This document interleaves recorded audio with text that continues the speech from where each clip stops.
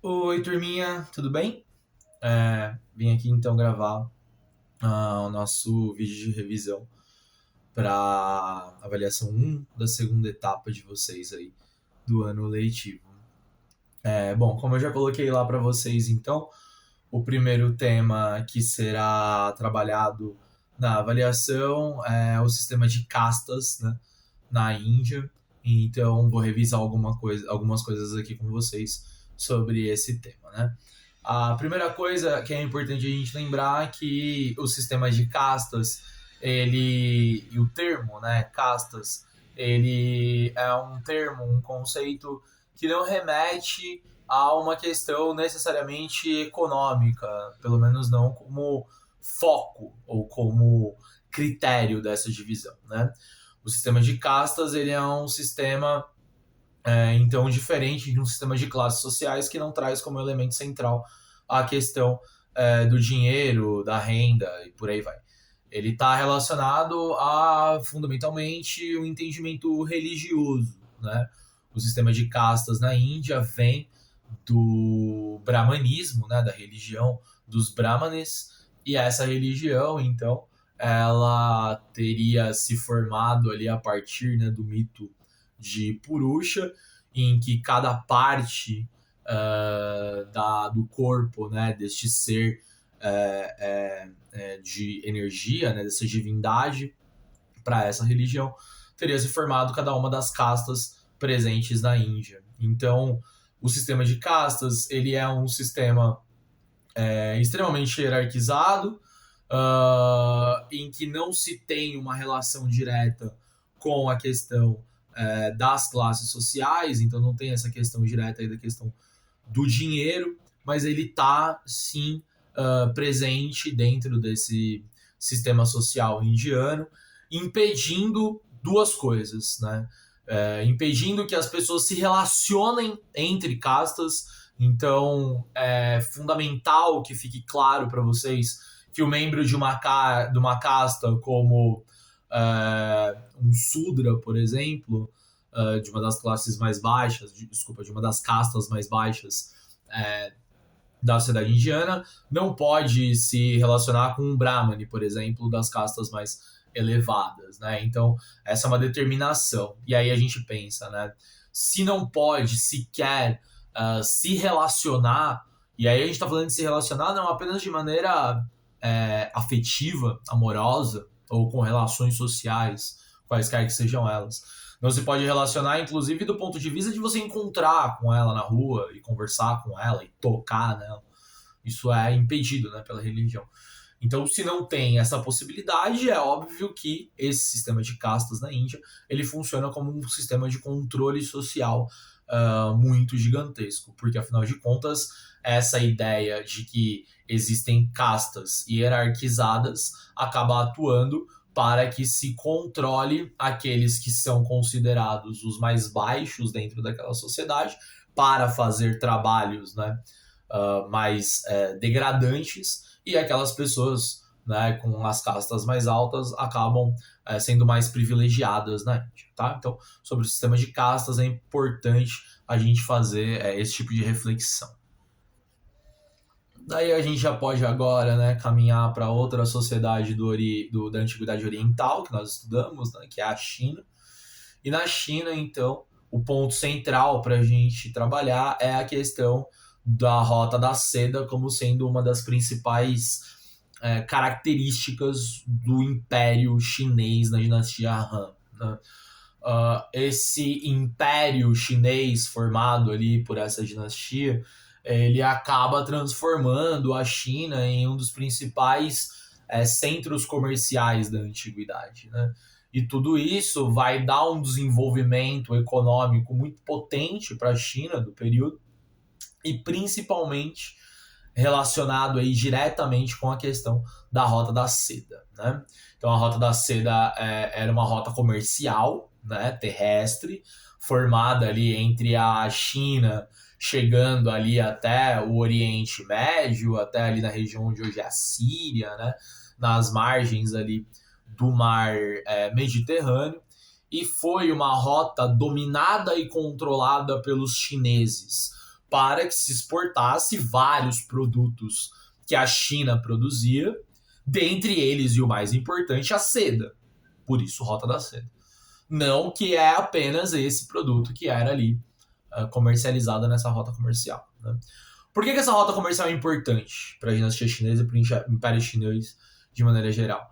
Porque essa rota, em primeiro lugar, ela foi firmada, ela foi formada por meio de relações muito diferentes do que são característicos da antiguidade. Né? Não foi se utilizada a força, não foi se utilizado nenhuma outra estratégia que não o estabelecimento de uma relação entre os chineses, né, e os, digamos assim, donos desses territórios. Né? Então, para que se pudesse passar por ali, garantindo que os produtos chineses não fossem saqueados, que as caravanas não fossem atacadas e que houvesse, né, a possibilidade dos chineses levarem os seus produtos da China até a Europa, porque é isso que a Rota da Seda faz, pudesse ali se estabelecer dentro de uma relação mais amistosa, uma relação mais cordial, sempre mediada pela questão do dinheiro. Então, quer dizer, a China, muito rica comercialmente, ela garante a proteção dessa rota, a criação e a proteção dessa rota, entregando certos excedentes de dinheiro ali para as pessoas que dominavam essa rota comercial. Então, passando por um território que não é chinês, mas recebendo ali proteção, recebendo ali auxílio, muitas vezes, quando precisa, garantido ali por uma relação, né, feita por meio do comércio. E por que isso é importante para a China? Bom, primeiro porque, mesmo pagando para que essa rota comercial ela fosse garantida, os chineses, evidentemente, eles vão ganhar, né, muito dinheiro com a implementação da Rota da Seda, né, exportando seus produtos. No segundo lugar também, é importante que a gente saiba que isso promove uma ampliação cultural gigantesca na China. Afinal de contas, não é apenas o comércio e o dinheiro que vai ser gerado por uma rota comercial. A China se estabelece como um grande ponto de exportar as suas culturas, mas principalmente de receber culturas de outros lugares. Portanto, a gente pode afirmar que uma das grandes consequências da Rota da Seda é a ampliação cultural de dentro, né, do território chinês.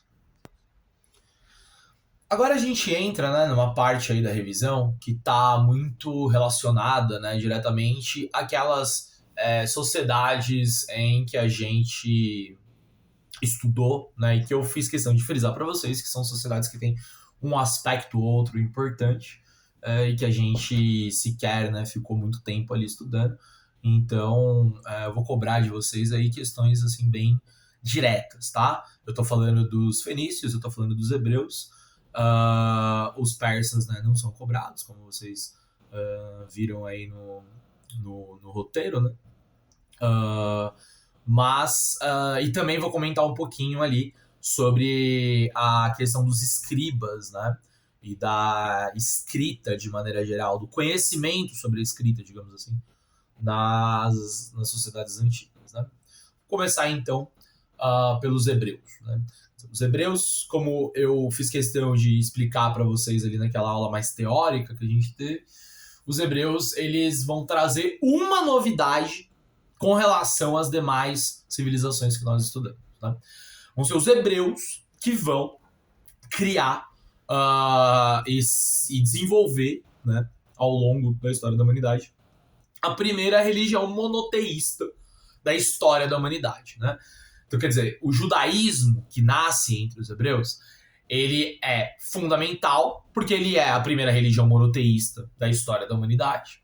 A partir dela vão se desenvolver as outras duas religiões monoteístas, cristianismo e islamismo, baseados muito em preceitos, né, que estão presentes lá no judaísmo desde o seu início. E essa é a grande novidade que, de certa forma, orienta toda a característica do povo hebreu na antiguidade e o judaísmo até os dias de hoje. Né? Então, a religião é o aspecto mais fundamental da questão da sociedade hebraica. Tá? Então, quando a gente fala em sociedade hebraica, é fundamental que fique claro para vocês que eles, diferente de todas as outras sociedades que nós estudamos, inclusive os gregos, né, que são politeístas, os gregos, no caso, os hebreus não. Então, quer dizer, os hebreus, eles se distinguem, né, dos demais povos e das demais religiões, porque eles são monoteístas. Não apenas por causa disso, né? Então, quer dizer, o próprio Deus, para a tradição hebraica, ele é um Deus onipresente, onisciente, onipotente, que não erra, né? Que sabe de todas as coisas. As outras divindades, qualquer que sejam as outras religiões, elas não têm tanto poder quanto esse Deus único da crença, né, dos judeus, tá? E há uma diferença importante, né? Muito sensível se você compara, por exemplo, esse Deus, né, do judaísmo com, sei lá, Baco, né, para a tradição grega, da mitologia grega, como Osíris, né, para a religião egípcia, né? Então, mas além disso, além dessas características aí que eu citei, da questão da onipresença, né, dos deuses como pessoas, né, quase seres humanos, no caso dessas outras religiões, né, politeístas, também é importante essa diferenciação. Os hebreus, eles são monoteístas, né? As demais divindades não, tá? Sobre os fenícios, galera. A questão dos fenícios está completamente relacionada ao seu grande império marítimo, né? Os fenícios, eles dominaram praticamente todo o litoral do Mar Mediterrâneo. Por quê? Porque eles eram grandes comerciantes, voltado para o mar, né? Para os transportes marítimos. E essa característica faz com que eles desenvolvam, né, como grande centro da sua economia, o comércio. Que tem, por sua vez, uma necessidade prática de usar a escrita. Ou seja, o fato dos fenícios terem sido os primeiros, né, digamos assim, na criação de um alfabeto, né, fonético, com 22 letras, que facilitava a comunicação oral e também escrita entre os povos, tem uma relação direta com essa questão comercial, que é a característica-chave dos fenícios. E isso me leva, então, a comentar com vocês, né, a questão do escriba e da escrita, de maneira geral, para as outras sociedades antigas. Generalizando essas sociedades antigas, a questão do escriba, né? Se a gente tem uma sociedade que tem uma necessidade muito grande de organizar a escrita para determinadas funções sociais, a gente sabe que a escrita, ela é um fator de distinção social. Aqueles que sabem escrever, aqueles que dominam a escrita, eles têm uma distinção social muito importante. E essa distinção social importante é relacionada diretamente ao significado da escrita para essas sociedades. Porque a escrita tem como função organizar a sociedade, principalmente no seu aspecto comercial.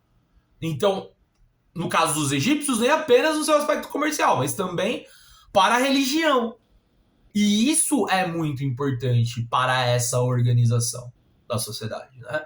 Então, a escrita, ela traz um fator de distinção social, porque ela é fundamental para a organização daquela sociedade, seja pelo comércio, seja pela religião, ok? E aí sim a gente já pode chegar então no nosso último tema, democracia no mundo grego, né?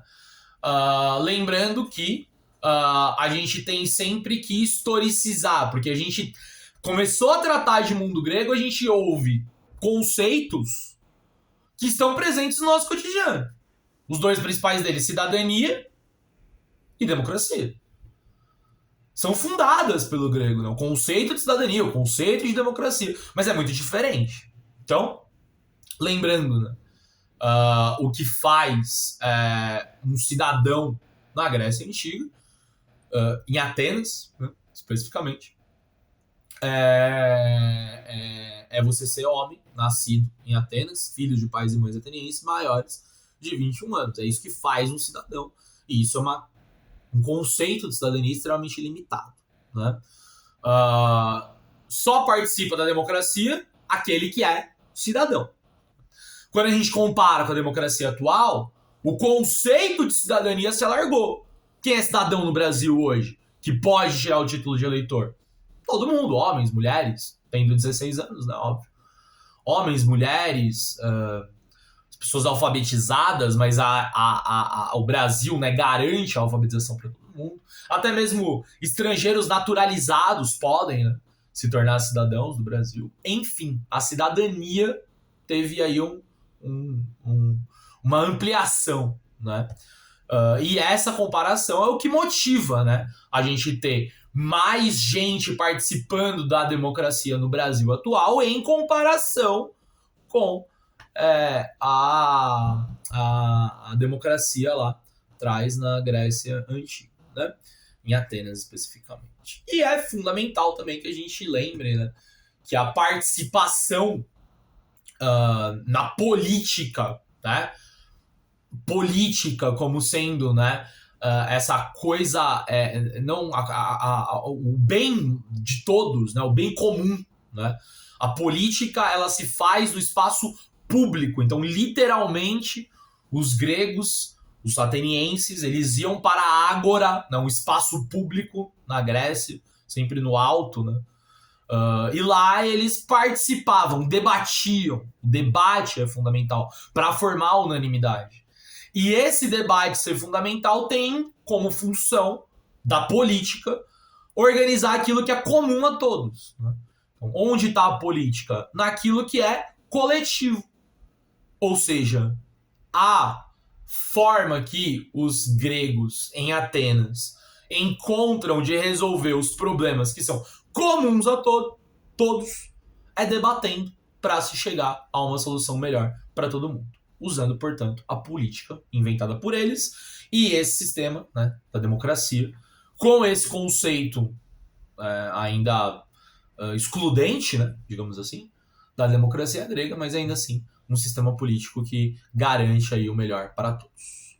Ok? Então, é isso. Boa prova aí para todo mundo. Espero que a revisão ajude e qualquer dúvida, coloca nos comentários aí abertos, tá? Que aí a gente pode trocar uma ideia até lá. Show? Beijo pra vocês.